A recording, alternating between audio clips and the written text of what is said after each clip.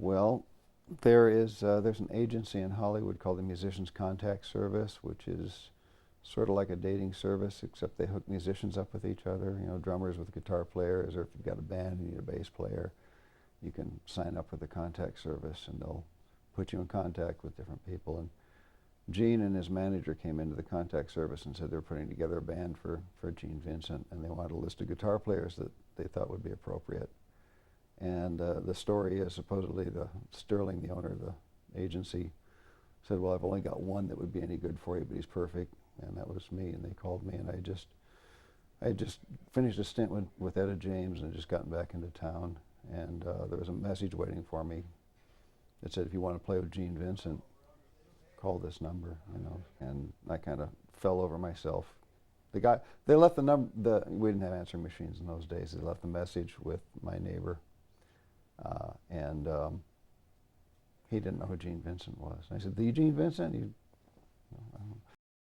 Gene's manager lived in Laurel Canyon, and they were holding auditions in his living room up in the canyon, and so I drove up there with my gear and tried out, and I got the job.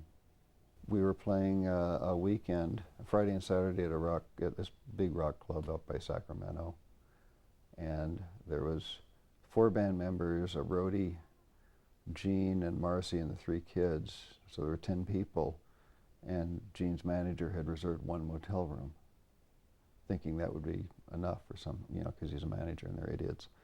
And so we had to really scramble, make a lot of calls, and we managed to get a second room. So ended up being Gene and Marcy and the 3 kids in one, and 4 band members and a roadie in another motel, you know. But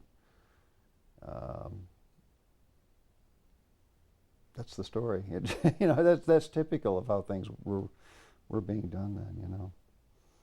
It was always just kind of disorganized. Like when I went to audition with Gene up at his manager's house, it was like, okay, here's a bunch of guitar players, here's Gene, what's he going to sing through?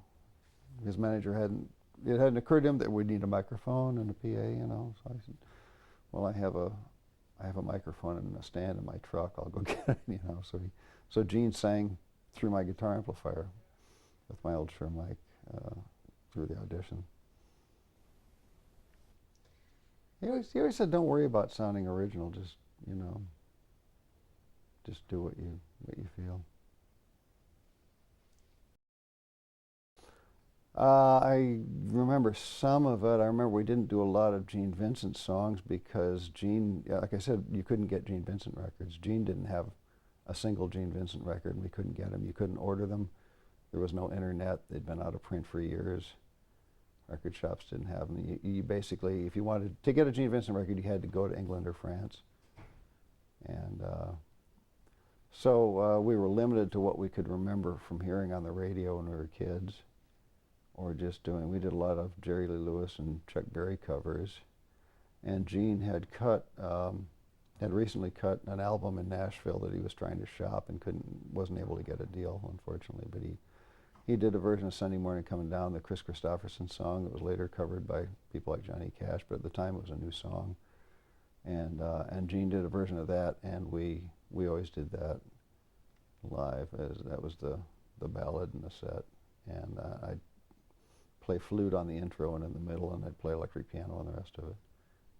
And we did, you know, just roll over Beethoven and a whole lot of shaking and stuff like that, you know, and Bebop-A-Lula. You know, it's been 35 years. There was a drummer named Tony something, and another guitar player named Richard, and I forget the bass player's name. Is it Richard Cole? Yeah. Yeah, he was playing guitar, and we were both playing guitar. I was playing guitar and electric piano and tenor sax and flute.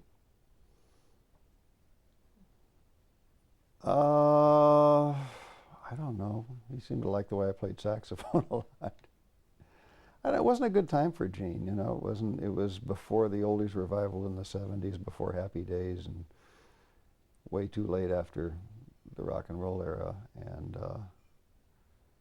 it was a rough time for him. I was the only one in the band that actually liked the music. The rest of the musicians used to complain and whine all the time about how embarrassing it was to have to play that kind of music in front of people, because they just thought it was so old-fashioned and dated, and I was really excited about it.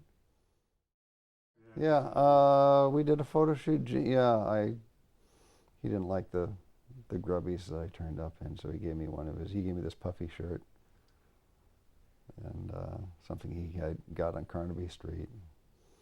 So I have, hippie bell bottoms and this nice new puffy shirt in the pictures that I don't have any copies of because his manager never paid the photographer. Gene did show me in his, when we were getting the puffy shirt, we went upstairs into his bedroom, and he had on top of his dresser a couple dozen birthday cards from, there's one from each of the Beatles, and and all the English stars and all the big rock and roll stars of the time, and I remember looking at all those and being kind of impressed. Well, he lived for most of the '60s in England, and he was sort of a legend over there, and all the modern musicians sort of, idolized him. So it's just in America he wasn't really very well known at the time, because it's just the way it is here, Once it's off the playlist, they throw it away and it's gone. Especially in those days, once it was off the charts, they quit making it. I can remember in the early '70s, you couldn't even buy an Elvis Presley record except from like Blue Hawaii on. You couldn't get any of his rock and roll stuff. You couldn't buy a Chuck Berry record. You couldn't buy a Little Richard album. You couldn't get an Eddie Cochran album. It was a big deal in the mid-'70s when they finally started re-releasing that stuff. Oh gosh, I used to love to get him, just get him talking and telling stories, and then I'd sit there wishing I had a tape recorder because he told some pretty funny stories about, being in some bar in Soho and hooking Dwayne Eddy up with a transvestite without Dwayne Eddy actually knowing that it was a guy, and the ensuing commotion, and what a great band Sam Cooke had, and how Eddie Cochran was the greatest rocker of them all, and if he'd lived, he would have been bigger than Elvis. He used to get on that topic a lot. I guess maybe he did because I hear things like that about him, but he was always sober and clear-minded and really easy to get along with when I worked with him, So I don't know if there was another side to him, then I didn't see it. You start out not knowing any better, it takes a while to catch on because you always start off trusting people and thinking they'll look after you and watch your back and you'll get your money, and and it's always when in the music, the artists are always on the bottom of the heap because they usually get one time around, and they're working with record companies that have done hundreds of artists and managers that have done hundreds of artists, and they know how to take advantage of them and exploit them, By the time you've been around long enough to know better, you're kind of usually over your peak. Yeah, it was, let's see, he died, October 12th, I think. It was within a week or two of that, I hadn't gone, he went to England right before he died, and they had wanted me to go, and I didn't trust his manager, and his manager wouldn't give me a round-trip ticket.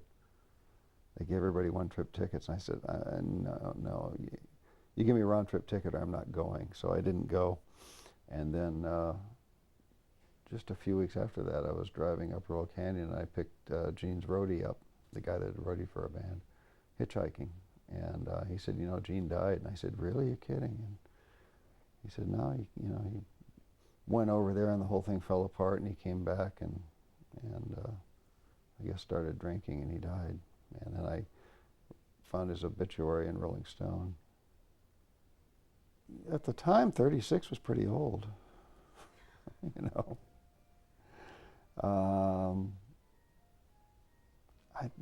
wasn't till years afterwards that I thought about it, and it dawned on me that, gee, he was only 36 years old, and that's nothing. But at the time, he seemed like an old guy. But I was, 23, I thought he was doing pretty good to still be up and around, at 36. Right after he died right around the time he died was the beginning of that 50s revival thing with, Happy Days and American Graffiti and Shana and Naga, their TV show, and then there started to be a resurgence of interest in that kind of music, and then they started reissuing Gene and Eddie records, and then the whole rockabilly revival thing in the late 70s and early 80s happened. That was, you know, all influenced by Gene and Eddie. And he just missed all that.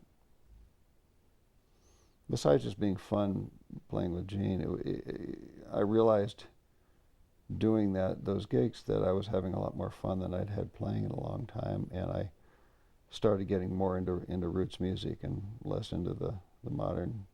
I didn't like the 70s music anyway, but I started going back into that and doing rockabilly. So through most of the mid 70s, I was fronting my own rockabilly band and recording rockabilly records. I think he's had a huge influence on a lot of musicians, and well, certainly on the Stray Cats. I mean, they were heavily influenced by Gene and Eddie Cochran, and I think a lot of us were. I mean, Gene, for the new rockabilly crowd, Gene is the beginning. You know, that's their hero. I mean, more so than, right or wrong, more so than Elvis or Chuck Berry or any of them. You know, Gene and Eddie are this cult now. You know, that's just influenced a couple generations.